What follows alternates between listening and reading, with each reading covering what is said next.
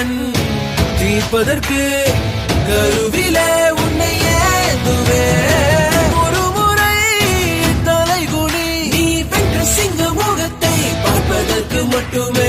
ஏறு ஏறு ஏறு நெஞ்சில் வலிமை கொண்டு ஏறு. உன்னை பெண் என்று கேலி செய்த கூட்டம் ஒரு நாள் உன்னை வணங்கிடும் உயர்ந்த நிலை.